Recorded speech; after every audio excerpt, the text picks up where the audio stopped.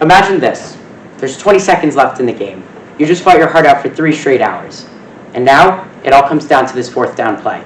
The difference between being a Super Bowl champion or just forgotten is a mere 1 yard. Your coach calls a play. The same play you've practiced millions of times before. You get set at the line of scrimmage. Watch 99, he's blitzing. On one, set, hut. You drop back. Your receiver's wide open in the end zone. The win is in sight. You throw the ball. Heads up, captain. The world goes silent. But then, the ball gets intercepted. Sound familiar? Super Bowl 49, when Seattle Seahawks quarterback Russell Wilson threw the game-losing interception to Malcolm Butler of the New England Patriots. And in that moment, the Seattle Seahawks' hopes of becoming Super Bowl champions forever crumbled away. Polished, shiny, sparkling, all words to physically describe one. Symbolic, commemorative, affirmative, all words to describe the story behind one. We display them with pride so that when we feel down, we can use it as a story to remember a journey we had to face to receive such an honor. Or so when we have people over, we can use it as a talking point. We've all received one before, a trophy. They're earned, not given, for the most part, and we'll get back to that. But whether it's for coming in first in an athletic competition, best car in a car show, best outfit in a fashion show, a trophy often comes along with the term winner. But what about the ones that aren't earned? The ones that are given, just for showing up? A participation trophy. Should the Seahawks have deserved a trophy in the situation I began with? They didn't win, they lost. So therefore it would be given, not earned. Most people would say no because it doesn't fit the real criteria of a trophy, but then there's the people who say yes. The people that think everyone should deserve an award. The people who've created what is known as the participation trophy generation. Children are no longer being disciplined, but rather being rewarded. Maybe not with a physical trophy, but with phrases like, "It's okay, you'll do better." This lack of discipline has created a lack of respect, and this lack of respect has created a lack of preparation for a child's adult life. I work at a golf shop on the weekends, and a majority of the customers are on the older side, for lack of a better term. And I don't know what it is with older people, but they love spreading their hate on the younger generation. All the problems in the world are because of us. I mean, they're scared that we're going to be in power one day. I always smile it off because I want to get tips from them, so I don't want to seem rude. But the one phrase that takes the cake is one that I hear every single week. This behavior wouldn't fly in my time. Being a high school student, I get to see both sides of the spectrum. I get to see the younger generation and the older generation. How immature the younger generation can be and how mature the older generation can be. So now every time I hear this statement, I think to myself, gee, maybe they're right. Maybe this behavior wouldn't fly in their time. The parent-to-child relationship has done a total 360. Parents are no longer in charge of their children, but rather children are now in charge of their parents. Children think that every demand that they request will be fulfilled within minutes of being asked. And that's because it's partly true. Parents will now walk on water to do whatever it takes to give their child whatever they want. To quote mom blog site, You Are Mom, if parents spoil their kids, they'll be raising individuals that are unable to tolerate frustration. They won't know how to handle situations that don't go their way, or how to make an effort to get what they want. In the long run, they don't know how to function in society. If children have a fallout option of just being rewarded for doing the bare minimum, even if that means nothing, that's what they're going to take 100 times. This creates a poor work ethic and a poor reception to criticism. Mistakes are supposed to happen. Not admitting mistakes also makes you less prone to self-improvement. Mistakes help you grow. That's how you build your character.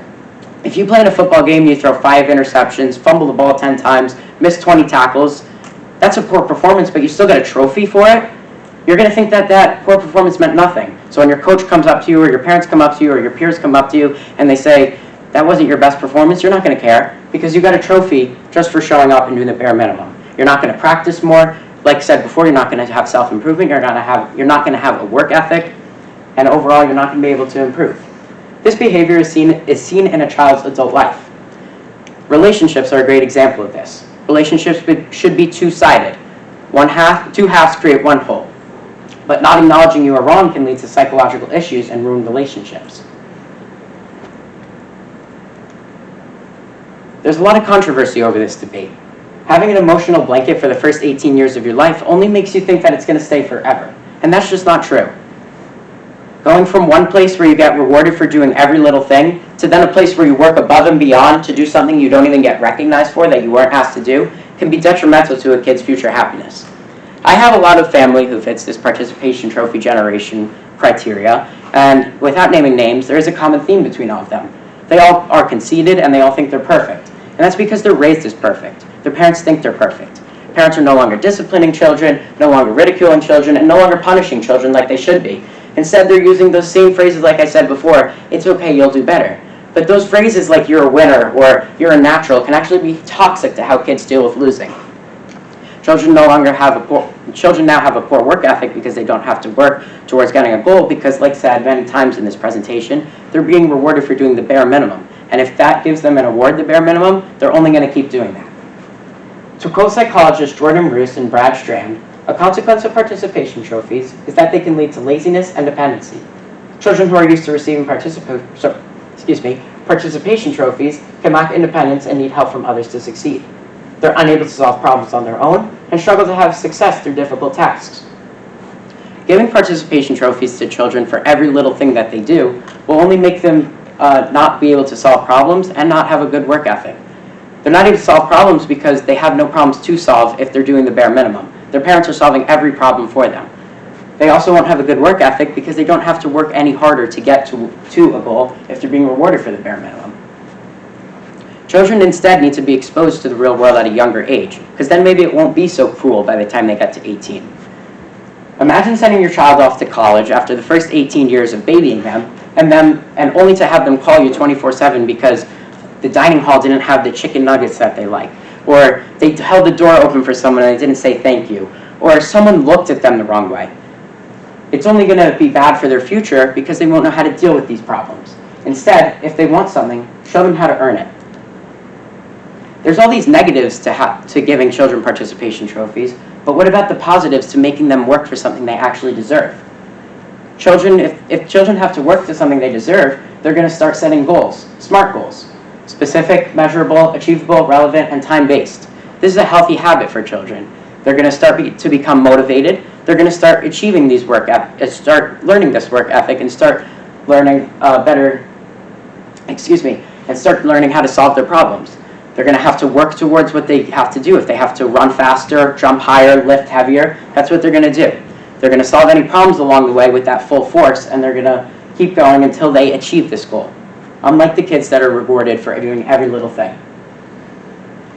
Lastly, there's two big things that are wrong with giving children participation trophies.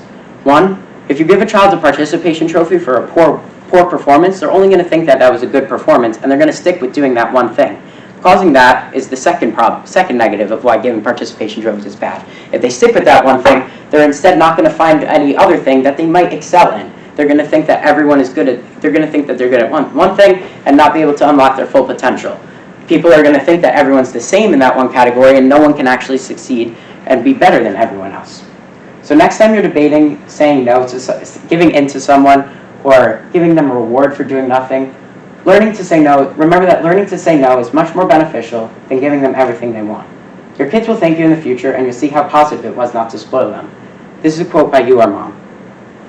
I end today by saying participation trophies are the worst thing that could have happened to humanity. Whether, like I said before, whether it's for a sport, an athletic competition, a fashion show, it's only going to create poor reception to a poor performance, and poor work ethic, and poor problem-solving skills, and one after the other. It's going to underprepare a child for their future and hold them back for what their true potential could be. Thank you.